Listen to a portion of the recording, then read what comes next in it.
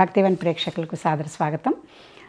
సంక్రాంతి వేడుకల్లో భాగంగా మనకి ఈ ముగ్గులతో పాటుగా అసలు ముగ్గుల కథ అనేది ఒకటి ఉంది. అంటే ఈ ముగ్గులు ఎలా వచ్చింది అనేది మనకి ఎక్కువ మందికి అది తెలిసే అవకాశం లేదు. ముగ్గులు వేసుకుంటాం ప్రతిరోజు ఇంట్లో ఈ 30 రోజులు అని తెలుసు, కానీ ఏ ముగ్గు ఎందుకు వేస్తారు, దాని వెనక కథ ఏమిటి అనేది మనం ఒక్కసారి గుర్తు చేసుకుంటే బాగుంటుందనే ఉద్దేశంతో దీనికి సంబంధించిన కథ గురించి ఇవాళ చెప్పుకుందాం.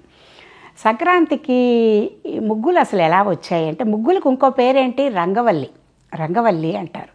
ఈ రంగవల్లి అనేది ఎలా వచ్చిందంటే, ఒక అప్సరస ఉండేది అని చెప్పి చెప్తారనమాట. ఆవిడ పేరు ఆనందవల్లి అని ఒక అప్సరస ఉండేదిట.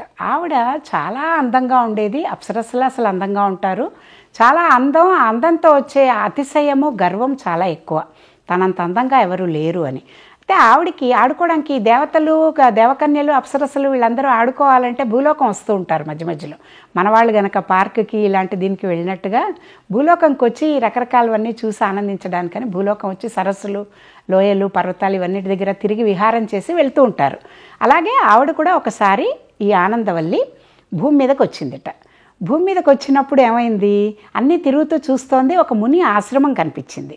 ముని ఆశ్రమం అంటే యూజువల్గా ఎలా ఉంటుంది, శిష్యులు వాళ్ళు వేద పఠనం అన్నీ చేసుకుంటూ లోపల ఉన్నారు. వాళ్ళు బయటంతానేమో చక్కగా చెట్లు, పూల చెట్లు, పళ్ళ చెట్లు అన్నీ వేసి చక్కగా ఆశ్రమం చాలా పవిత్రంగా చక్కగా ఉందిట.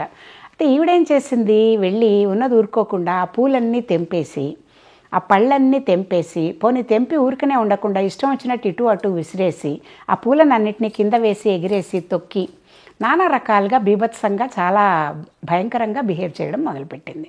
వాళ్ళందరికీ కొంచెం ధ్యానంలో ఉన్న వాళ్ళకి, మునులందరికీ కూడా కొంచెం తపోభంగం అయిందనమాట. అంటే కామ్గా ఉండి కాన్సన్ట్రేట్ చేసుకుని వాళ్ళు మెడిటేటివ్ మూడ్లో ఉన్నప్పుడు ఈవిడ చేస్తున్న అల్లరి వాళ్ళని బాధించి ఒక ముని బయటకు వచ్చి చూసి, అసలు ఏమిటి ఇదంతా ఇట్లా చేస్తున్నావు నువ్వు అని చెప్పి అంటే ఆవిడ పట్టించుకోలే, ఇంకా అలాగే చేయడం మొదలుపెట్టింది అనమాట. కనీసం ఇలా వాన్ చేసినప్పుడు కూడా ఆగుదామని అనుకోలేదు. అప్పుడు ఆయనకి కోపం వచ్చి ఆయన ఏమన్నారంటే, నువ్వు కురూపిగా పుట్టు అని చెప్పేసి శాపం ఇచ్చారు.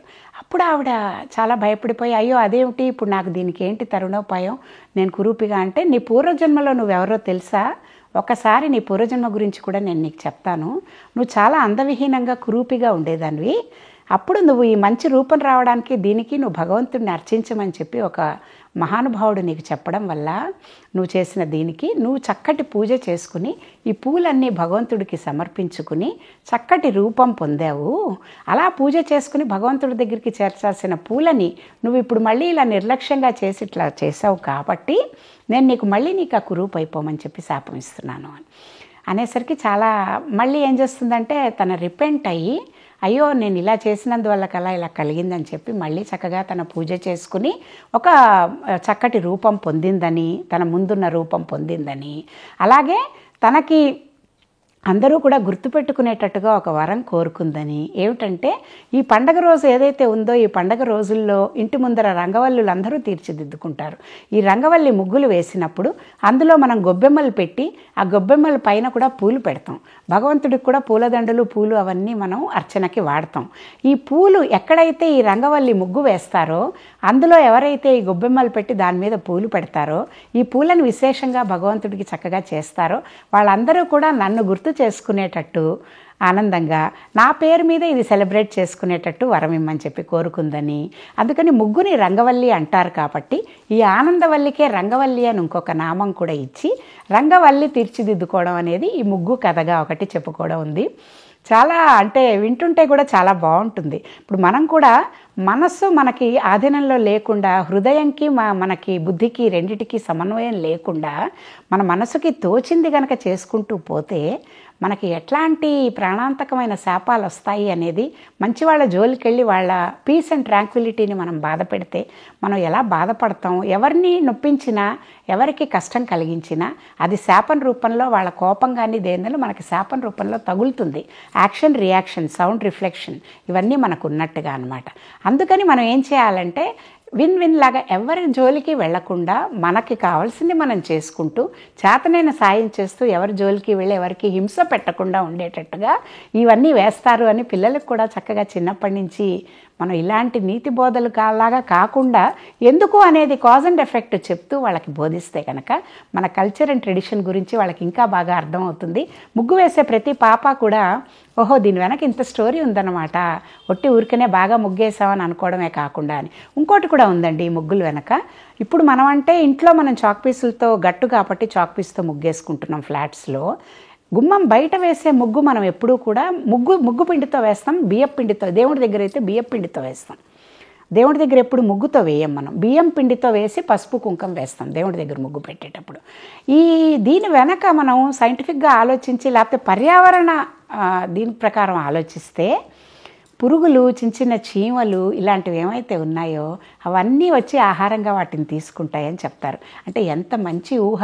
మనం భగవంతుడి చేస్తున్న సేవతో పాటుగా క్రిమికీటకాదులకు కూడా మనం ఆ వేస్తున్న పిండి ద్వారా కొంచెం వాటికి కూడా ఫుడ్ ఇచ్చే అవకాశం మనకి కలుగుతోందనమాట.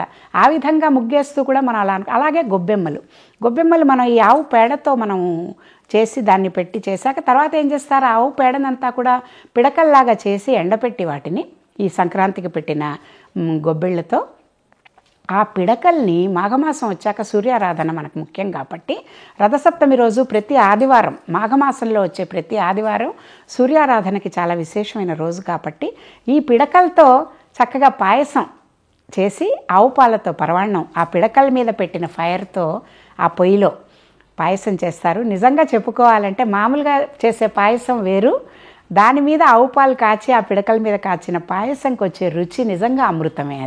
అది తిన్న వాళ్ళకందరికీ అనుభవం.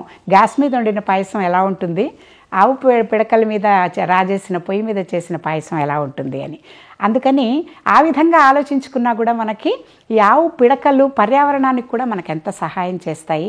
మనకి వేరే వేరే రోగాలని రాకుండా ముగ్గు వేసి ఆ గొబ్బెమ్మలు పెట్టడం వల్లట బయట నుంచి వచ్చే క్రిమికీటకాదుల్ని కూడా ఆపే శక్తి ఆవు పేడకు ఉంటుంది అని నమ్ముతారు. సైంటిఫిక్గా కూడా మనకి చాలా మేలు కలుగుతుంది. ఆవు గోమయం ఏదైనా కూడా గోవు క్షీరం కానీ లేకపోతే ఆవుకి సంబంధించిన ఆవు నెయ్యి కానీ ఆవు పాలు కానీ ఆవు మూత్రం కానీ చాలా రోగాలకి కూడా ప్రత్యామ్నాయంగా వాటికి రెమెడీలాగా కూడా వాడడం జరుగుతోంది.